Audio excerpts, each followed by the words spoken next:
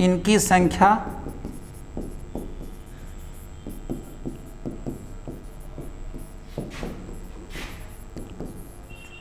चार होती है। इनकी संख्या 4 होती है बेटा, लिखेंगे य र ल व, ये 4 है बेटा, ध्यान देंगे। कितनी बढ़िया परिभाषा है बेटा। कई चीज़ जानेंगे बेटा। कहता है अंतस्थ व्यंजन वे व्यंजन जिनका उच्चारण करते समय मुखांग पूर्णतः स्पर्श नहीं करते हैं। अंतस्थ व्यंजन पूर्णतः स्पर्श नहीं करते हैं, उन्हें अंतस्थ व्यंजन कहते हैं। इनकी स्थिति स्वर तथा व्यंजनों के मध्य की होती है। ये चीज़ समझेंगे बेटा। जैसे आप यण संधि पढ़ते हो बेटा, ई उ, तो ई का य, उ का व, री का र और री का ल। ये बताइए, यह स्वर है, ये व्यंजन है, परिवर्तित हो रहे हैं स्वर में। ये व्यंजन है य र ल व, अब परिवर्तित किस में हो रहे हैं? स्वर में, यानी यण संधि। ई को यड़च, ई का य, उ का व, री का र, री का ल। जब ई उ री तथा री के बाद, ई उ री तथा री के बाद असमान स्वर आए तो ई का य, उ का व, री का र, री का ल हो जाता है। तो आप सोचो ये है व्यंजन, और बदल किस में रहे हैं? स्वर में। यह सिद्ध होता है ये पंक्तियां कि इनकी स्थिति स्वरों तथा व्यंजनों के मध्य की मानी गई है। बाबू ध्यान दीजिए, ये सारी चीजें सबके बस की नहीं है। ये परिभाषा बता रही है, सिद्ध करिए। क्यों बेटा, क्यों स्वरों और व्यंजनों की है? बताइए कि यहां देखिए सर, एक संधि है यण स्वर संधि। ई को यणच के द्वारा, ई का य, यानी कि जब हर्ष या दीर्घ ई उ री तथा री के बाद असमान स्वर आए, वही समान स्वर आए तब दीर्घ संधि हो जाएगी।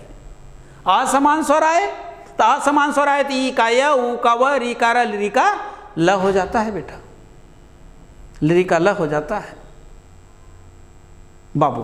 तो आप कह सकते हैं कि सर इनकी स्थिति स्वरों तथा व्यंजनों के मध्य में मानी जाती है। ये ध्वनियां कभी स्वर कभी व्यंजन हो जाती हैं। संधि पढ़ाएंगे बेटा, एकदम आपके होठों पर नाचेगी संधि। लेकिन वर्णमाला पढ़े बिना संधि आप नहीं पढ़ सकते। हर एक कड़ी से जुड़ी हुई है बेटा। आप वर्णमाला नहीं पढ़ेंगे, संधि पढ़ने में आपको दिक्कत होगी। वर्णमाला नहीं पढ़ेंगे, संधि पढ़ने में दिक्कत होगी। समझ पाए बेटा? तो कहता है कि वे कौन से व्यंजन हैं जिनकी स्थिति स्वर और व्यंजन दोनों की होती है। बेटा वह कौन है? अंतस्थ व्यंजन मानी गई। ये ध्वनियां कभी स्वर कभी व्यंजन हो जाती हैं। वे कौन से स्वर हैं जिनकी ध्वनियां कभी स्वर कभी व्यंजन हो जाती हैं? कितना प्रश्न लोगे? प्रश्न तरीका देखो।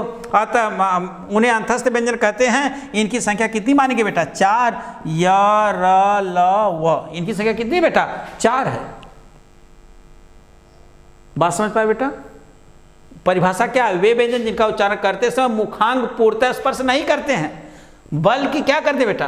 पूर्णतः स्पर्श नहीं करते, उन्हें अंतस्थ व्यंजन कहते हैं। और कहता है इनकी स्थिति क्या होती है? स्वर तथा व्यंजनों के मध्य की होती है। और ये ध्वनियां कभी स्वर कभी व्यंजन हो जाती है। मैंने सिद्ध करके दिखा दिया क्यों है स्वर क्यों व्यंजन हो जाती है। यण संधि के माध्यम से बताना पड़ेगा बेटा आपको कि जब हर्ष या दीर्घ ई उ री के बाद, हर्ष या दीर्घ ई उ री तथा री के बाद असमान स्वर आए तो ई का य, उ का व, री का र, री का ल हो जाता। कहना भैया ये तो व्यंजन है, बदल स्वर में हो। तब है नहीं परिभाषा बनल हो स्वर। ये ध्वनियां कभी स्वर कभी व्यंजन हो जाती है तो कहना हो तो कभी स्वर कभी व्यंजन। कैसे बताएंगे आप? बहुत बताना पड़ेगा आपको, सिद्ध करना पड़ेगा। जैसे एक बार एक ट्रेन में बस में यात्रा कर रहे थे, माँ और बेटी दोनों यात्रा कर रहे थे। कुल जात हैं, राखी बाने जाते रहने नहीं अरे अपने लिया के अपने बेटी वाके साथे दोनों जात हूँ। कंडक्टर साहब ने कहना ticket ticket ticket ticket ticket. अच्छा आई ने अब आप माने भाई टिकट कहें कितना रुपये, कहें 100 रुपये, कहने बच्ची कभी लगे, कहने बच्ची भाई 5 साल का हो, अरे कहने चला ठीक जना 5 साल के नहीं तो 100 रुपया ना हो लग जा, कहना हाँ कंडक्टर साहब गई ने, लड़कियाँ सुनत ही रात, कल है मैं हमारा 100 रुपया दे, कहा कैसे 100 रुपया, कहना कि जो ड्राइवर साहब से कह लूँ, कंडक्टर साहब से, नहीं तो बजाय कि हम कह दे हम 8 साल का हिला 5 साल का ना हिला, कह जाती कह देती, हम कह देते हमारी बेटी वह ना है। बात समझ गए लो भैया, तो वही चीज़ें बताता बेटा। अब कैसे बताई तो हैं हम, ये बतावत है बेटा कि ये कह रहा है इनकी स्थिति स्वर तथा व्यंजनों के मध्य की होती है, ये कभी स्वर कभी व्यंजन। अब पूछेगा वह कौन से व्यंजन है जिनकी स्थिति कभी स्वर कभी व्यंजन हो जाती है, वे कौन सी ध्वनियां हैं जो कभी स्वर कभी व्यंजन हो जाते हैं। तो तुरंत तुम्हें याद रही ई का य उ का व री का र री का ल हो जाता। उच्चारण करते समय हमारे मुखांग कैसा स्पर्श करते बेटा, पूर्णतः स्पर्श नहीं करते। अगर लिखते कि पूर्णतः स्पर्श करते कहना अरे वो तो स्पर्श व्यंजन हो, और कहने जब हमारी जीवा तालु को स्पर्श करती हो और हवा को मुख विवर से बाहर आने में संघर्ष का सामना करना पड़ता हो, कहना वो तो स्पर्श संघर्षी व्यंजन है। 4 ठ च छ ज झ। बाबू अस्थायी रूप से पढ़िए, इसको देखिए, ये सीक्वेंस है, एक तरफ से कोई भी चीज़ें नहीं, एक एक पुस्तकों से बनाया गया मैटर है बेटा। कहीं आपको नहीं एक चैनल पे मिलेगा बेटा, एकदम कहीं नहीं मिलेगा। आधा घंटा वर्णमाला समाप्त, अरे वो तो मैं भी पूरा पढ़ाने के बाद जब समराइज करूँगा ना तो आप देखोगे अरे सर जी निचोड़ तो यही है, वो हम भी करेंगे बेटा। अरे बाबू पासबुका से पहलवा बैंकों में पैसा जमा करवा, पहले पासबुक बनावे कोई, तुरंत ATM ना दे दिए तुम्हें। आप देखो मकान कितना बड़ा होता है, दरवाजाओं से छोट, तालाओं से छोट, चाबियों से छोट, बाकी अब हमसे मत बोला। समझ गए लोग कि क्या चीज़ है। पहले आप पूरी डिटेल्स पढ़िए बेटा, फिर उसको धीरे धीरे सार बना दीजिए, काम खत्म हो जाएगा। समझ गए हो गया। आगे चला बेटा, अब हम चलते हैं बेटा, एक और पढ़ लेते हैं। नहीं चलिए आज के लिए इतना ही, एक बार दोहरा देते हैं इनको बेटा, बहुत सुपर चीज़ें हैं बाबू।